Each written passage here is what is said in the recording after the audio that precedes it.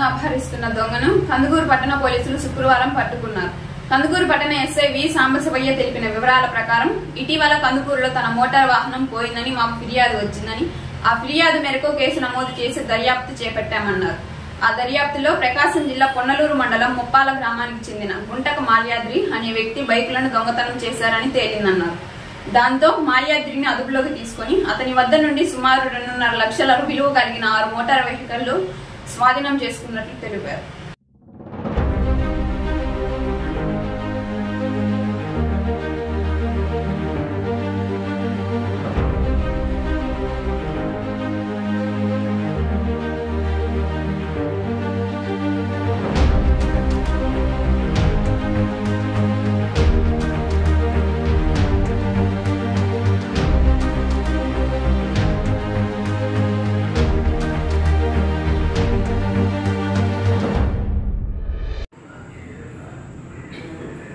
నెల 10వ తారీఖున మన కందుకూరు వెంకాలమ్మ గుడి దగ్గర బెంటిల్ షాప్ దగ్గర వాసం నవీన్ అనేటటువంటి కుర్రోడు బైక్ పెట్టి బెంటిల్ షాప్లో షాపింగ్ చేస్తూ ఉంటే అతను బైక్ పోవడం జరిగింది.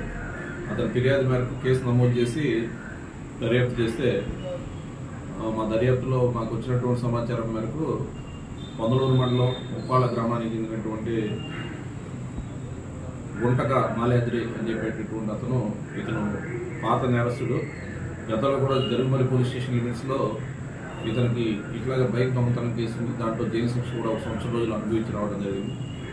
అతన్ని విచారిస్తే అతని దగ్గర ఈ అంకాలమ్మ గుడి దగ్గర వాసం నవీన్ కుమార్కి సంబంధించినటువంటి బైక్తో పాటు హైదరాబాద్లో ఒక 2 బైకులు, భీమవరంలో ఒక బైకు, అట్లాగే పొన్నలూరు ఎంఆర్ ఆఫీస్ దగ్గర ఒక బైకు,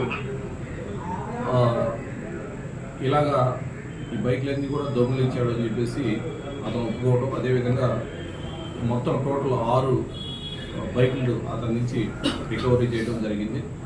అతను అరెస్ట్ చేసి ఈరోజు ఉదయం 10:30 టైంలో వాళ్ళ ఊర్లోనే అరెస్ట్ చేసి కోర్టులో ప్రొడ్యూస్ చేయడం జరుగుతుంది.